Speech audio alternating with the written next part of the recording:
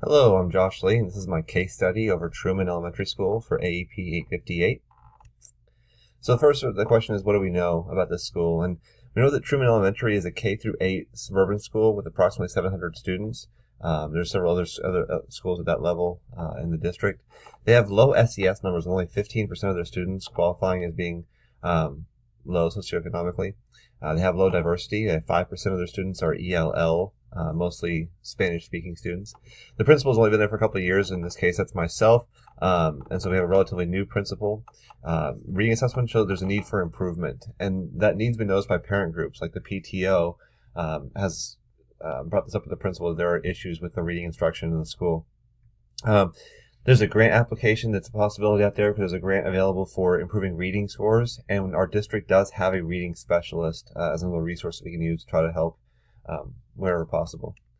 The things we need to know, and just come up with a few questions that I'm curious about for this school. The first thing is, what is the current curriculum used for language arts and reading instruction? Is this something where they've adopted a curriculum, where they have something that is already research-based, or are the teachers kind of putting things together? It seems like, from the information in the story, that it's probably put together by teachers. A teacher created maybe a free public resource type curriculum they're using. Are there noticeable changes or differences, in student performance for various subgroups? We didn't really get into that here, and with the low diversity, there's probably not a lot of subgroups, but are different races, different genders, are there areas where we're performing better than others that we can look for bright spots to try to make improvements there? And then how does the performance of Truman Elementary compare with other district schools? So there's several other schools that teach the same level of students. Where's Truman at compared to those schools? I feel like the problem for this one, if I look at what is our actual problem, is that the primary problem is that the school's reading instruction is not resulting in student growth on assessments. This problem is amplified by a lack of support for the instruction from stakeholders outside the building, specifically the parents in this case. If the parents don't support what the school is doing, it's going to make it difficult for the school to keep going forward. So I think our major problem is that our reading instruction is not getting the job done, and that problem is just really blown up by the fact that parents are involved. So a plan of action. Some things that I want to put in place to try to help the situation here. So first things first, I want to increase reading or language arts reading instruction to 90 minutes a day. It's at 60 right now in this school. I think we'll bump that up to try to make things a little easier on the teachers. A minimum of 30 minutes of that time needs to be devoted to differentiated small group instruction. The school had too much whole group things going on. And even when they went into small groups, everybody's learning the same thing. So we want to have that small group time be differentiated to meet the needs of the students. We're going to work with our reading supervisor and then our collaborative teams to align our curriculum to the state standards. We want to make sure that our curriculum, whatever we're using, is working. I believe in this situation that's going to result in needing to do an adoption of a more research-based curricular resource. And this is where that grant application comes into play. I think we're going to want to apply for that grant in order to bring in the resources that we need in order to improve our reading instruction. That starts with having a core Tier 1 curriculum. I'm going to talk to the state about MTSS and alignment training. This is free of charge to districts, and I'm assuming we're in the state of Kansas for this one because that's where I live. And so in the state of Kansas, you can bring in an MTSS team to train your district in how to meet the needs of students in Tier 1, Tier 2, and Tier 3 for free. They come in and do the trainings for you. It's a trainer model, but it works and it sets up systems for you to try to help with meeting the needs of all your students, and it doesn't cost your district anything at all to do that. So I'm going to talk to my state about what we can do to bring in somebody to help us with that setup. Continuing on my plan of action, I want to have an assessment plan in place so we can track what's happening. So there's 3 pieces to this that I want to make sure are in place. First of all, we want to have screening tools. We want to be able to identify our students who need extra supports. So we'll screen fall, winter, and spring, but we want to have a tool that does that. We want to have a progress monitoring tool so that we can monitor if what we're doing with students when we're intervening is effective practice. If we just teach and hope for the best, we don't really know if what we're doing is working. So we want to have something to monitor our progress to see that what we're doing is actually working for our students. And in the area of reading, I want to put in a diagnostic tool, something that we can further identify. Is our students struggle with fluency of reading? Is it with comprehension of reading? We want to be able to identify that to work on it. So I want to have a diagnostic tool in place to do that. We're going to have to provide a lot of PD for our teachers. I have a few topics here that I think are going to be big. First of all, I have that we're going to work on the science of reading. We want our teachers to really understand how the process of learning reading takes place. So that lessons in PD on the science of reading would be helpful there. We want to have PD on differentiation in the core. It's one thing to tell staff, hey, you need to differentiate what you're doing. It's another entirely to train them in how to do that effectively. So we want to train our staff on that. And then tier 2 and tier 3 reading interventions. That would come with that MTSS system, bringing them in, teaching how we do those interventions. I think we'll also find that we need to have some sort of a resource to teach in our tier 2 and tier 3 time when we're differentiating by student need. I think this is going to be part of that grant application. And when we're looking for our resources, we'll need to have a core or tier 1 level resource, as well as tier 2 and tier 3 resources to try to help. And then throughout the process, we want to keep in communication with the community. Obviously, there's a bit of mistrust that's built up now when the PTO is telling you that your school doesn't teach reading. And so we want to be in constant communication and try to build those bridges that we've kind of messed up a little bit here in the last few years. So our implementation strategies, how are we going to put this stuff into place? First of all, building professional development is going to be provided during building and service days. So there's going to be some things that we can do whole group to everybody. And we want to make sure we're using our in-service days that are probably already scheduled effectively. More specific professional development, we're going to use a train the trainer model. That's that state MTSS team coming in, training a group, a district leadership team or a building leadership team on the processes that we need. So those people can go out and train the rest of the staff. We want to make sure our grant applications turn in by June 1st. That's the deadline for turning the application. We want to make sure that's in so that we can get the resources in place. It's going to make the buy-in from teachers a lot easier if we have resources in place to help them out. It's tough to say, hey, go do differentiated instruction or go do tier 2 or tier 3 instruction, but here we don't have anything for you. So we want to make sure we have our grant application in and can get resources to do that.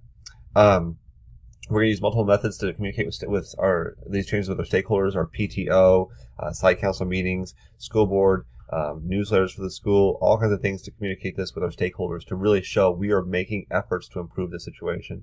And then we're going to have, as a principal, I'm going to increase my presence in collaborative team meetings. When we talk about database decision making or DBDM, I'm going to have collaborative team meetings built into the schedule, and I'm going to be present in those to get the ball rolling, to make sure that we are meeting, talking about student data, what can we do to improve it. This is how we're going to build collective efficacy within our staff. We're talking about how do we know that what we're doing is best for students. First of all, the implementation of an MTS model is going to provide personalized learning, and personalized learning is a big deal. But we want to meet students where they're at to help them. And so that's our first piece, personalizing our learning through MTSS. We're going to have an improved aligned core instruction that benefits all students. Our strong students, our struggling students, all benefit from having our core instruction improved, our core instruction aligned to the standards, our core instruction meeting rigorous standards for our students. That's going to be our push there. Intervention and small group instruction, we're going to be designing that to meet the needs of all the students. So meet them where they're at and then close the gap to where they need to be. So with their struggling student, we want to meet them at the point where they're at and get them worked up to where they're caught up. Even if they're ahead, we're going to meet them where they're at and push them farther. And our system would benefit both the math and the reading scores. We're talking about whole student. And so I think we're really benefiting kids and doing what's best for them when we benefit the kids in every way and not just focusing on reading, and let other things fall by. We're going to have a full MTSS system that's going to benefit both math and reading scores. So some data and facts on the case just to support what we're doing here. First of all, I did want to point out math data also decreases as students grow older.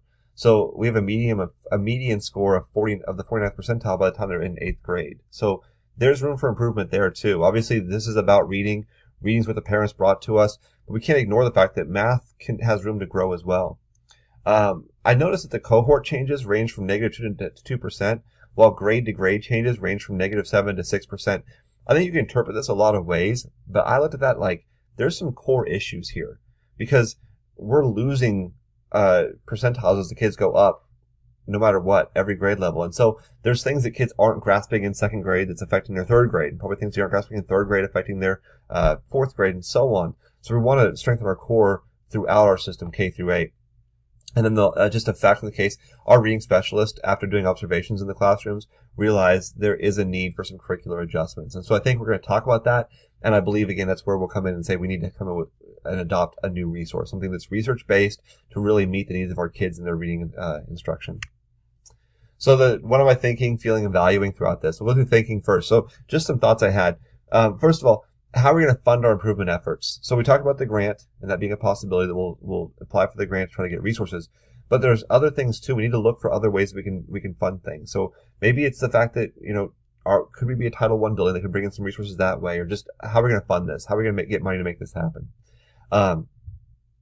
We're going to have to work on getting all the teachers on board. So there's always going to be people who don't want to change, and we're going to have to make sure that we developed a really strong vision that our staff can get behind. So when we make decisions, we can say, this is what's best for our kids, and look at our vision. We're building towards that. And if you don't want to buy into the vision, that's going to be a tough thing for you to stay in the district. And then I was thinking as I read through this, and obviously I'm an MTSS trainer right now, and so I kind of see through that lens, but just realizing an MTSS system would really benefit these students in both math and reading. What I was feeling, I always feel sorry for students who feel like they're being held back.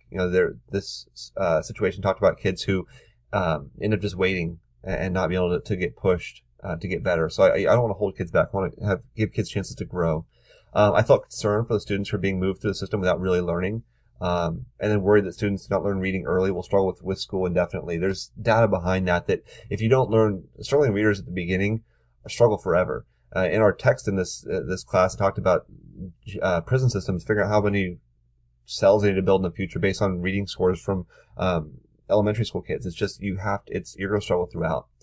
Then what I value student growth over student achievement. So we need to make progress with our kids. This school, their scores aren't terrible; they just aren't really improving. But we want to get our kids growing. I value teachers who are willing to grow, so we want to make sure we have teachers employed in this building who want to get better. And I value involved parents. These parents care, and that's clear. And that's going to help us with our processes as we work through everything. Our unresolved issues, like I said, math scores are also dropping over time, and so we want to try to improve that as well. It's just an unresolved question of if the problems at Truman are true of other schools in the district, and if so, if our response is what we do helps, should we look at moving that into other school buildings throughout our district? And then, are there subgroups that are working better or worse? I think that's something we need to look at, especially if we're losing any kids. Even with small subgroups, like having 15% SES, low SES, or 5% ELL, we need to make sure those subgroups are moving along as well. Engagement with stakeholders. So I want to obviously continue to discuss with the PTO. We have an involved PTO. The president is communicating with the principal openly. We make sure that we're continuing discussions with those people.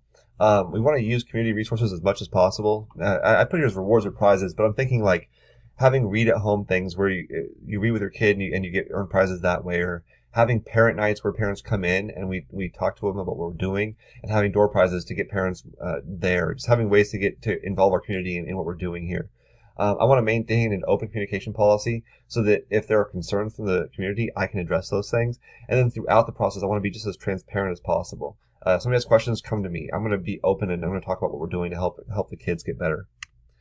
And then communication with just the community in general. So obviously, like I said before, we're going to have this plan for improvement. It's going to be communicated as it's implemented. We're going to make changes, but we're going to make changes where we're open about it. This can be through PTO, could be through the school board, parent informational meetings, site council meetings, just multiple ways that we're going to communicate what we're doing with parents. And then I want to open the school as much as possible. Obviously, there's always concerns there, but systems like Watchdogs, that dads of great students, to bring parents in to be in the building with their kids, so they see what we're doing is an open book. If you want to see what your kid's doing, come and see us. We're okay with that. Our school is not hiding anything from you. And then it talked about policy knowledge, just what we know. So obviously, we have to have knowledge of school funding laws throughout this process because we're going to have to fund a lot of these improvements. So whether that's title money or using this grant or whatever it is, we want to have knowledge of those laws so we're ready for it. The grant asks for superintendent's approval, so we want to make sure we have our superintendent's approval and support for our grant application. And then we need to have knowledge of special education laws because, like, as we implement an MTSS system, we're going to make sure that we're including all of our students. So we're having the least restrictive environment for all of our kids, and that's probably going to be in our Tier 2 and Tier 3 services for them with the regular core instruction that everybody else gets. Those are laws that we can't just take our special ed kids and move them to the side and just they're on their own. They're part of our system as well. We're including everybody in our improvement process. And then the ongoing dialogue portion of this, like I said before, we're going to have newsletters. We're going to improve. We're going to have our improvement ideas out there, and we're going to communicate with parents on how they can help at home, what they can do to improve their students' reading at the home as well. And that's even through conferences. Their parent-teacher conferences are going to adjust them. We're going to have data in front of parents. This is what we see. This is what we're doing to improve this data. This is what you can do at home to help us out. And this is going to go through PTO and site council and school board and everywhere else, making sure that our parents understand their involvement helps. Working at home is going to help build their students' reading. So I hope this process is helpful and we're able to build these students' scores and keep improving our school. Thank you for watching.